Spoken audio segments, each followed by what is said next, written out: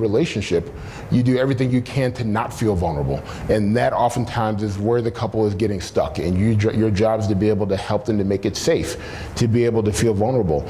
If they're dealing with a lot of stress and things at work where they're constantly having to work on not feeling vulnerable, it can sometimes be hard to be able to make that transition home. And it can also exacerbate conflict over power. It can decrease one's tolerance for managing differences.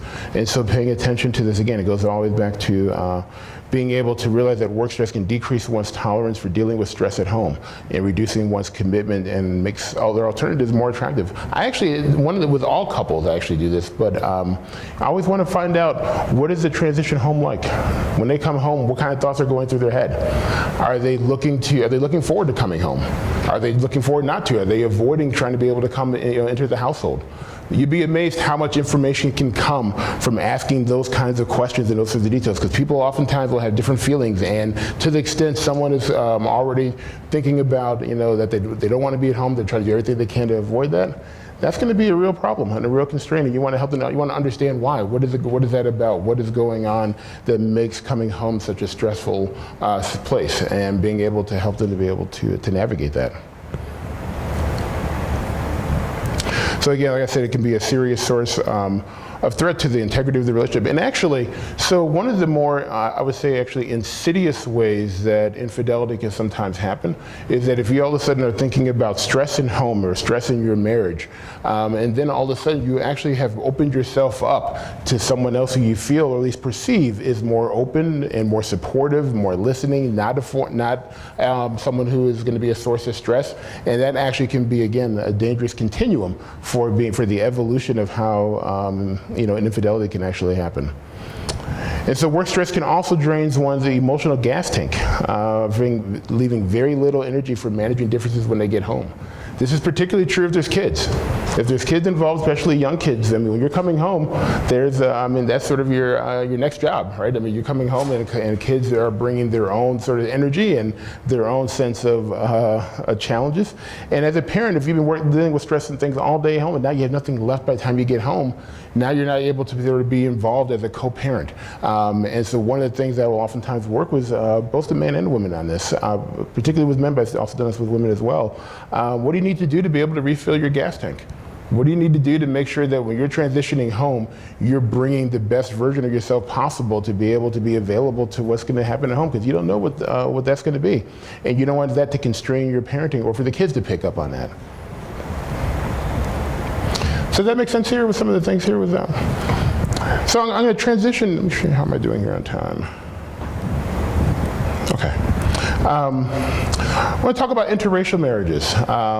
And you can also put in there intercultural, because that's another way to begin to I always look at cultural differences, interfaith for that matter as well. A lot of these things will pertain here to what I'm going to say, but let's talk first focusing on the interracial. So 40 out of 50 states in the Union at one time had laws making marriage between whites and persons of color illegal. Blacks, Asians, American Indians.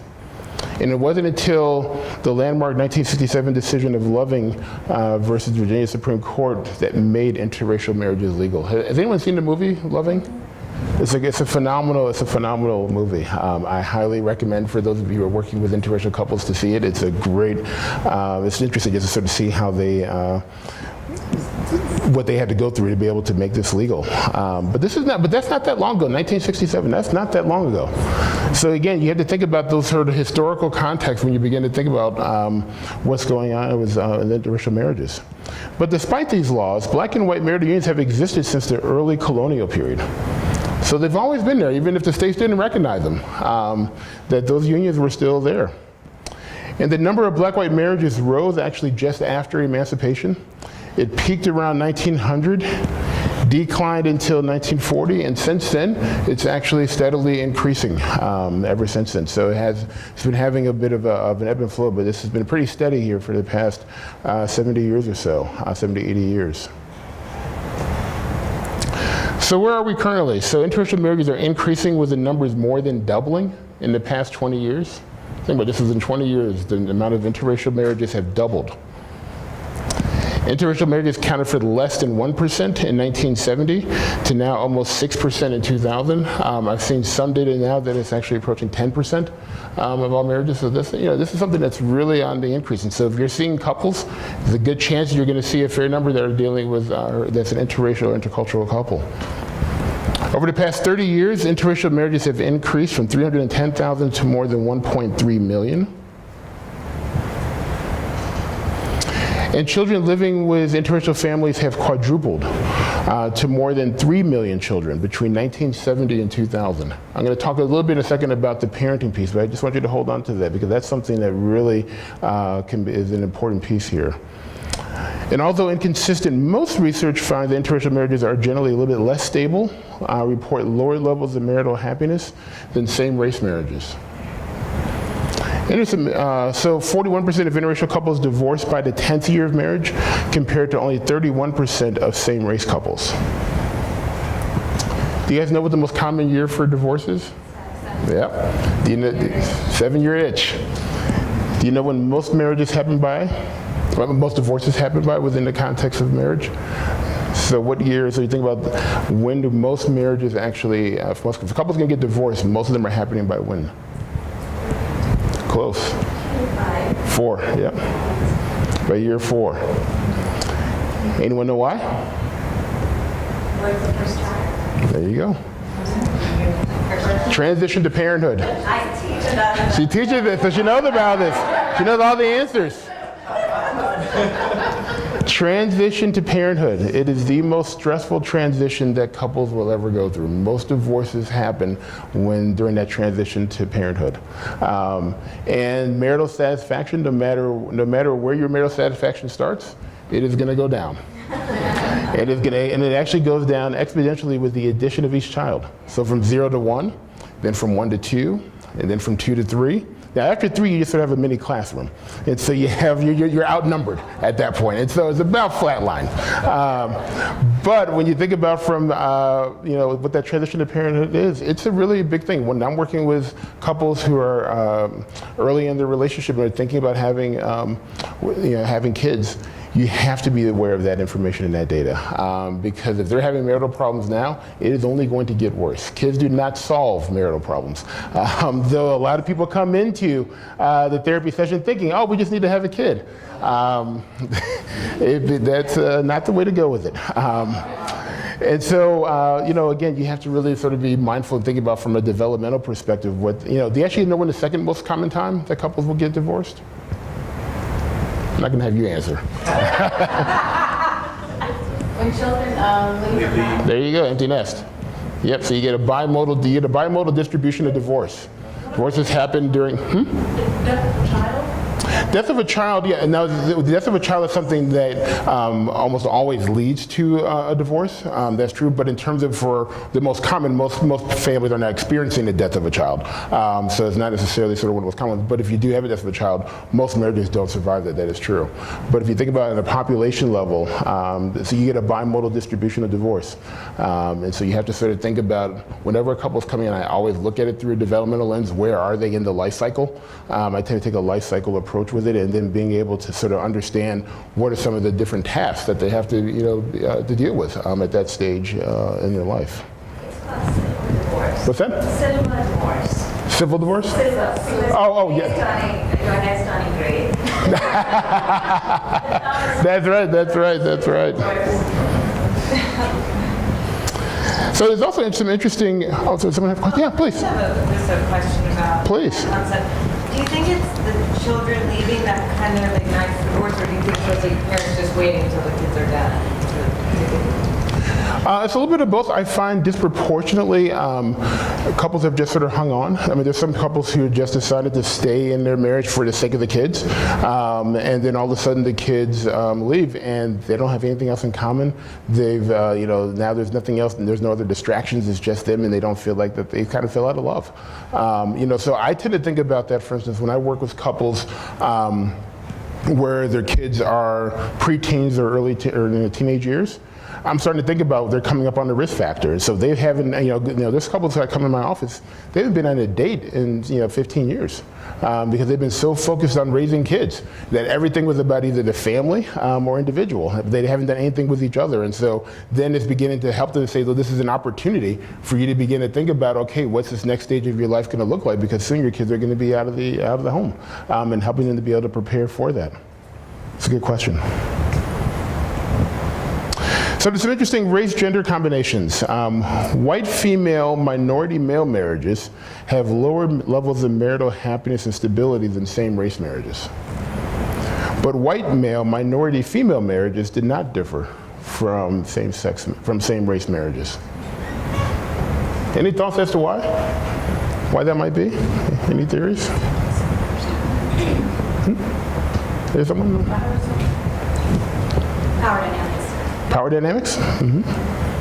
Privilege and power of race. That if the male is from a minority background, and you highlighted statistics that suggest African American males are at greater risk of feeling marginalized and oppressed, and a white female might not sympathize with that experience of oppression and also change the power dynamic.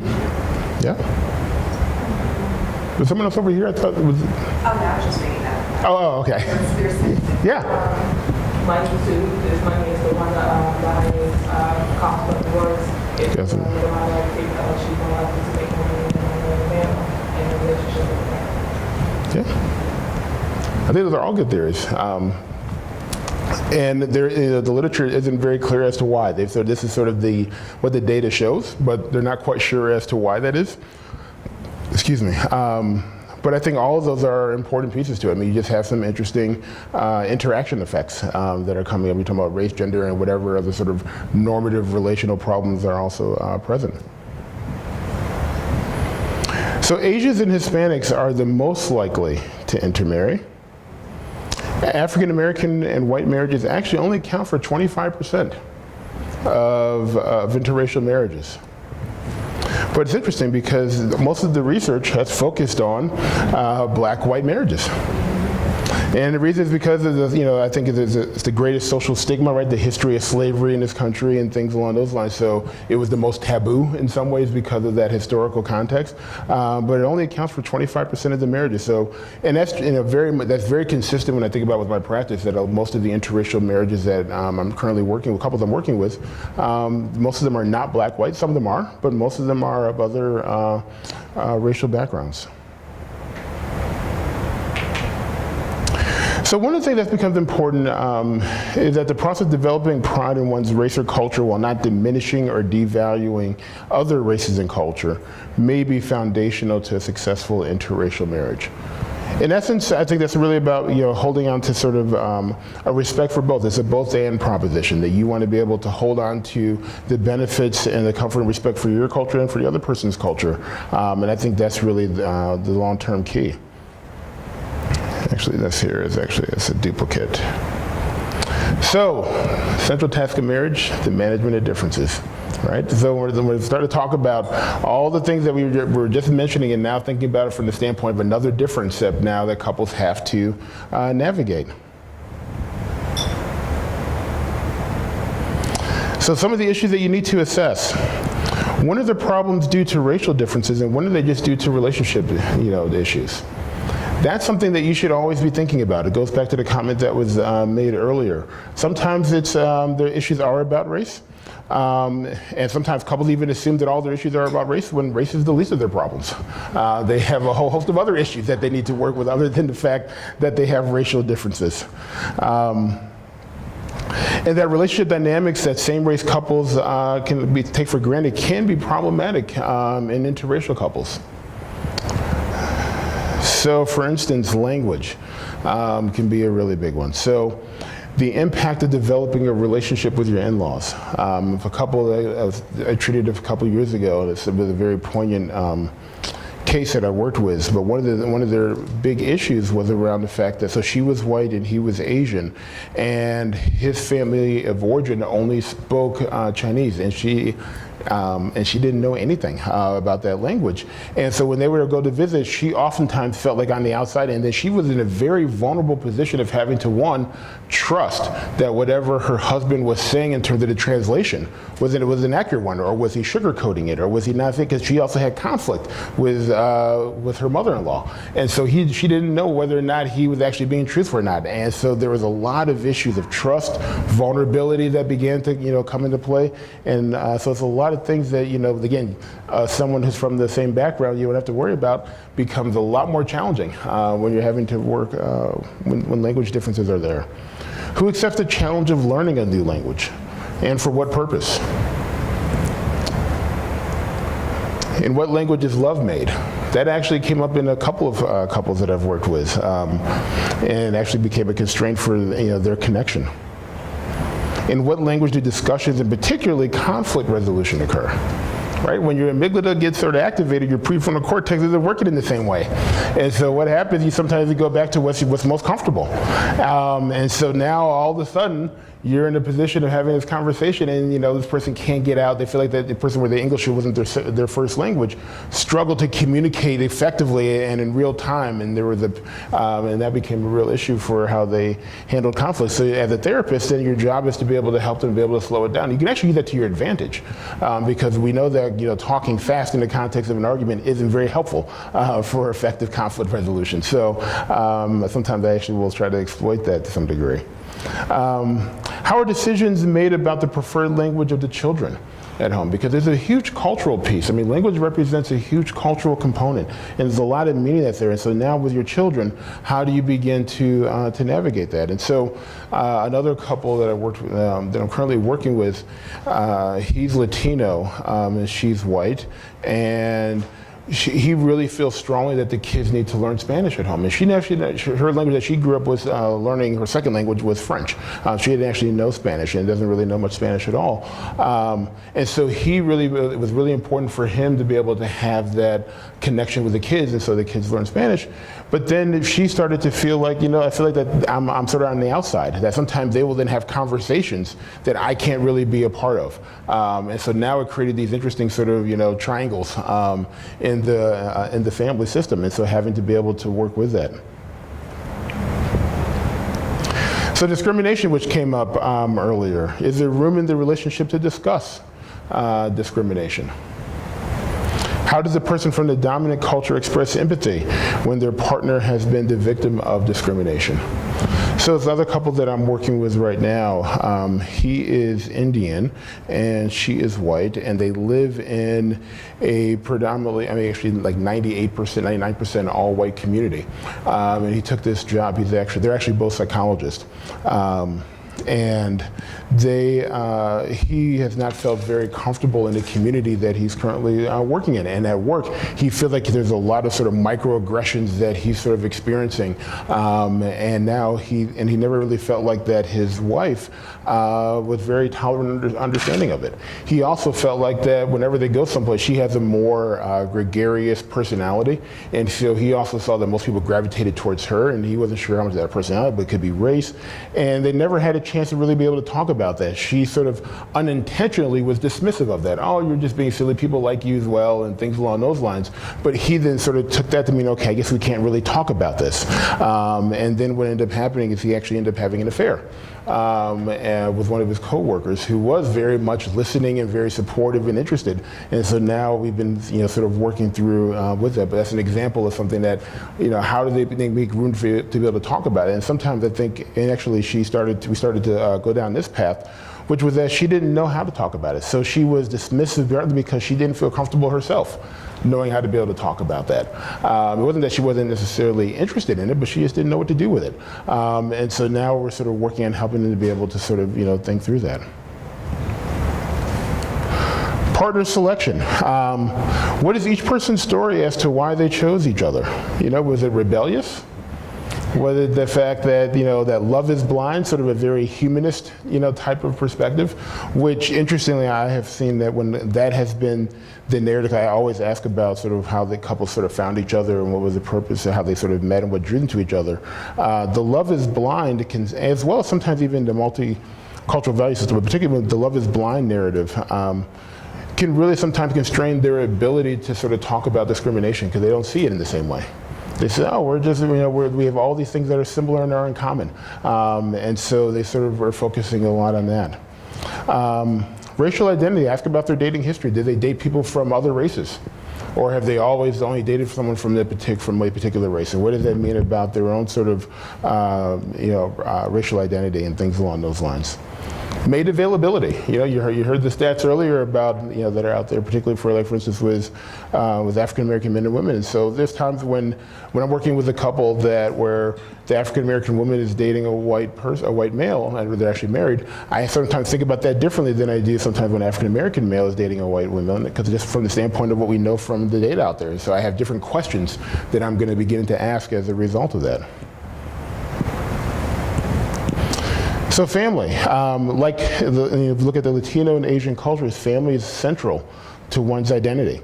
And so the dominant culture's emphasis on individualism, and versus, let's say, the Latino culture, for example, family may come into conflict within the couple's relationship. Again, how much do you where is your primary allegiance? So it's very much a westernized idea that your primary allegiance should be to your spouse, that you should transfer that allegiance now to your spouse. In a lot of other cultures, that's not the case, that you're constantly going to be thinking about your family of origin, which can both take the form of time that you're spending with them, as well as resources that you give to provide that. It might be, and again, think of this couple where, actually several of my interracial couples, this actually will come into play, which is how much do you take care of your family, your aging parents, financially and with time and things along those lines. And the other member of that couple may feel like, well, hold on, what about me? I feel like that you're spending all your time and resources taking care of your family of origin, but what about me? And what about our family? And we need the resources. And so it's a very difficult, tension to be able to work within couples, but it's an important one to be able to pay attention to how the couples navigate this. And it can be difficult to understand, except the partner's deep concern with their family's economic and emotional welfare, as well as, again, the questions about the stability of their own relationship. How have their families responded? So just because you may feel like love is blind doesn't mean your parents necessarily share that same view. And so how has their families of origin taken in thinking about this with this interracial couple? And so interracial couples can frequently have to deal with disapproval from their extended family members, which can lead to sometimes disconnecting from these members. So that the couple I was mentioning where he's Indian and she's white, her family is also their avid Trump supporters, and both the wife and the husband are very much liberal and democratic views and values. And so, but he does not feel comfortable going and visiting with her family. He feels like that her family doesn't really care about him and sees him as an outsider and things along those lines. And so, just for instance, over spring break back in March, he decided, I'm not going to go visit your family. You can go, you can take the kids and go, but I'm not going to. And so, this idea of how do you begin to find that balance, and it can really constrain that relationship. And disapproval may diminish or it may heighten, following the birth of the children. I've seen that go in both ways. Sometimes kids can be a way that brings them together, and other times they can also be the thing that highlights that they can't, believe that the issues that their children are going to deal with. But you want to find out how, if they do have children, how did the families respond to that? Were they accepting or not? Social support, do they have a support network of friends? Again, I mentioned earlier that couple that I work with, they don't live in a very supportive community. And so one of the things that we've actually been talking about is, do they need to relocate to a community where they feel a greater sense of support? And that's not an easy conversation, but something that they're now starting to get more and more, they didn't really think about it. They very much had a blind perspective with it, but now that they've been dealing with infidelity and things along those lines, realizing how important this actually does impact them. So again, do they have friends of both racial ethnic groups, or are they friends predominantly of one racial or ethnic group? And what is that like for them? Again, that was a big part of the conversation that I'll have with couples. The parenting. Do they have disagreements over child-rearing practices? One of the hardest parts sometimes when working with interracial couples that have kids is that their kids are now going to have an experience that neither of them had. right? Then the children are now the product here, right, of having with the biracial, and that's something that now the parents have to think about. How are we going to parent and think about this biracial child and the identity and how they hold on to multiple identities in the way that they didn't have to. I think it's a really important question to begin to ask couples about. And how do they plan on helping their child develop a cultural or racial identity? And sometimes they, when I ask them that question, they haven't thought about it. And so we begin to have conversations about, well, what does that mean? What does that mean in the school system? What does it mean? What school do you send them to? I will actually oftentimes now will also ask for pictures of their kids, because that actually makes a big difference. This interracial couple, the one I was just mentioning, where he's Indian and she's white, their kids look black. Like if you didn't know, you would assume that they were African American. And he's very aware of that, and actually she also admits that. And it's interesting because now they sort of think about it through a different lens, because he's very concerned about how are the kids going to be perceived in the community. We've talked about it from the standpoint of with the police. We've talked about it in terms of with friends, and when things are happening, whether or not they're going to be the targeted. There's been some examples where he's very convinced, and I think she is as well, that there was clear racism that was happening. And so helping them to begin to sort of think about what does that mean, where do they live, and things. It's very complicated, and it's one of the things that you want to get comfortable with, I think, as a therapist, to be able to have that kind of conversation. So again, helping, and all this gets more and more complicated to the extent that it overlaps with adolescence. We know adolescence is just a challenging time period anyhow, and so you put all these sort of different issues and overlay it with the normal developmental challenges of raising teenagers, and it's a big issue. So I think as an intercultural couples therapist, I think it's really as a translator. I think it's someone who invites collaboration, someone who accepts that there's going to be some ambiguity. It normalizes some of the couples' differences and complementaries, how they complement each other. And I think culturally sensitive therapy, when you're working with couples in period, particularly here with intercultural couples, you need to possess a not knowing as an ethical stance. You don't want to get too sort of prescriptive in that way. You want to be able to invite a conversation. There should be something that's collaborative, that shows a deep respect. Because again, when you start to think about rigidity of being absolute, if you come in a therapist too strong with that, you're also unintentionally becomes a bit of an isomorph. And so you want to be very careful about that. I think consistent with providing culturally sensitive treatment, it's important to know that therapists recognize that there is both common factors, right? Things that, and factors that have special meaning within diverse populations. Both of them are true. And so you want to pay attention to both of those, right? So you want to be able to strive for both and, rather than an either or paradigm, when you're trying to understand what are some of the unique experiences that face interracial couples. And again, as I mentioned as I started off here, there's a lot of heterogeneity that exists in any population. And so you want to be very mindful about that. As we're talking about all these are questions. And you should be able to, if you really sort of come at it through the lens, I think, of curiosity, you're going to be in a much better place than in a place of sort of feeling like that you already know what the answer is. And so again, hypothesis testing, right? Thinking about, does this, what we know about sort of from in the literature, does that apply to this couple or not? Maybe it does, maybe it doesn't, and you want to be open to the fact that it could or it couldn't.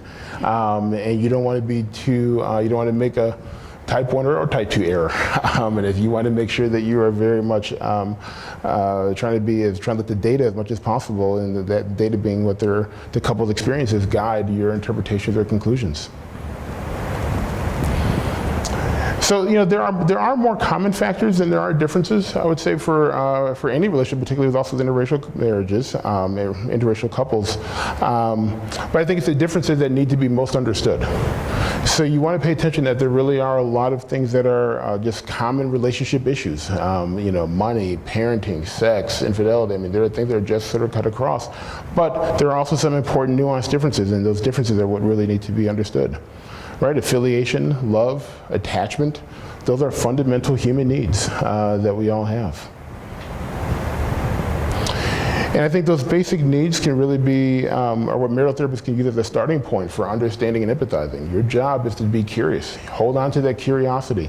And you can use that to be able to build your alliance and have a stronger empathy.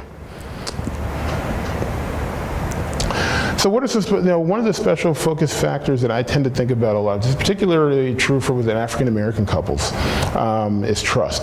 That there's a unique history between African Americans and the numerous facets of our society that really can provide interesting backdrop when you'd be trying to understand the issue of trust.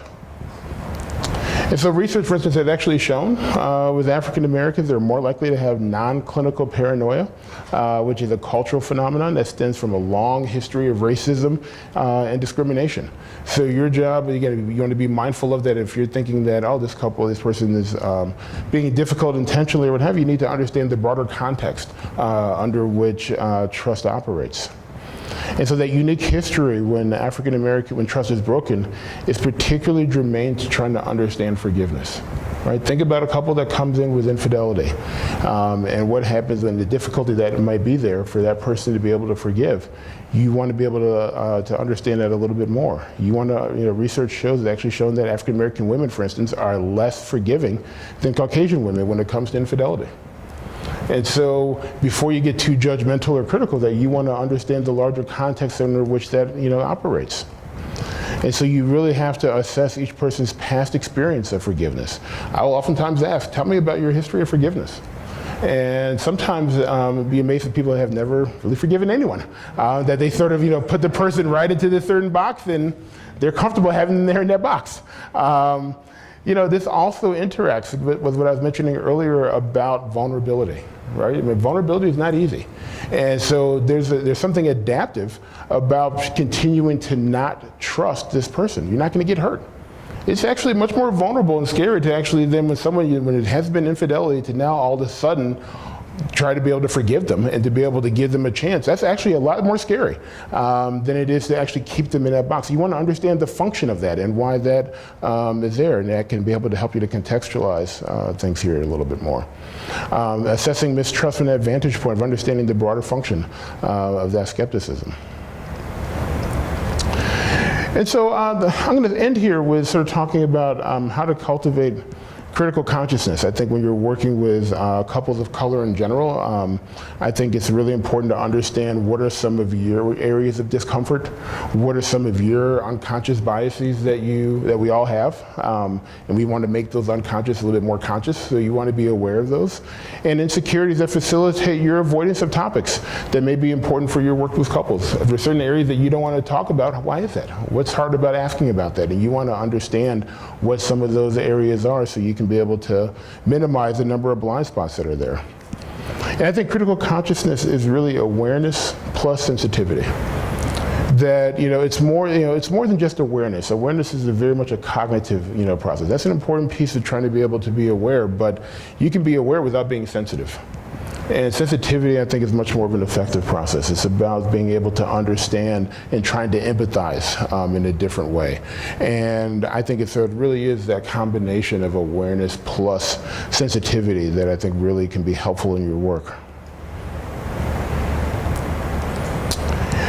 One of the things that has really been helpful for me is when I sort of conceptualize that the privileged live in the world of intentionality and the subjugated live in the world of consequences. And that difference can actually play out in both same-race couples and as well as interracial couples, of course. And so when you can begin to help couples begin to think about it, who in this relationship has more of the power or has more of the privilege, you want to begin to think about they're probably having a conversation through a lens of intentionality. Well, I didn't mean to do this, or I didn't mean to do X, Y, or Z. And the person who feels a little bit less powerful in that relationship is going to be saying, I don't care about your intentions, this is what you did to me. This is how it impacted me. And that can sometimes be the form of disconnect that you then want to use to be able to help to bridge, to be able to get them to be able to understand, again, as being that translator and helping them to be able to connect in a different way. And so when there is sensitivity, there is awareness of the possibility that what you say may be perceived in a negative way.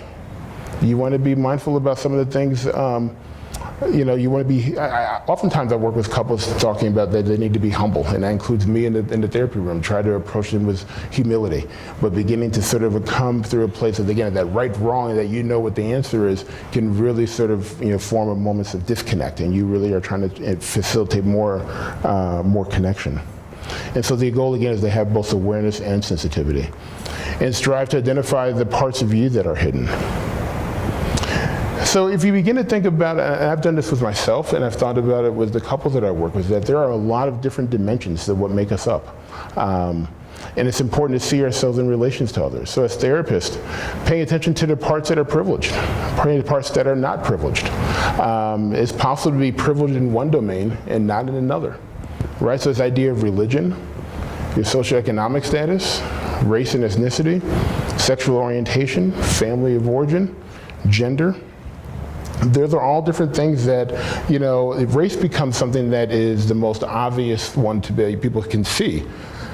But there's a lot of other things that happen, you know, beneath the surface. One of my colleagues who's quite senior in the field, he grew up incredibly poor.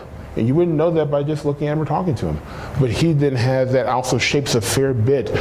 For him, he's talked about his own insecurities that kind of come from that. And when he's working with couples, that sometimes can either be an asset or a constraint. And this is a white male who's talking about some of those things that he has his shame about. But again, you want to be able to understand the different parts for you. And if any of you have ever done, I know you have, of our program, the Privilege Walk. The Privilege Walk is a really helpful exercise that I've used a lot with students, but you can sort of do a very similar thing where you all start at the same sort of starting point, and then you begin, okay, who here is Christian?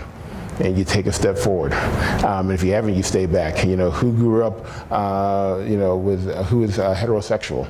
You take a step forward. Who is the white? You take a step forward. And you begin to then sort of see within that class the visual who's at the front and who's at the back because of those. And it actually can be a very powerful way of beginning to sort of understand that.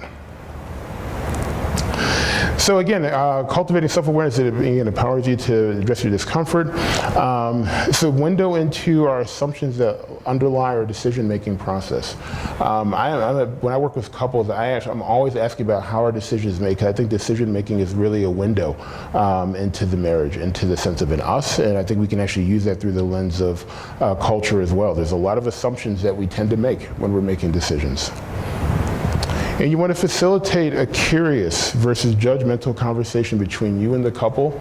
And I would extend it actually to say even within the couple. I would actually help them to be able to say, look, can we change the tone of this here? That you're coming at your partner from a place that seems very much a judgmental or hierarchical versus being able to have a genuine sense of curiosity. And the more that you can model that can be very helpful for with the couple.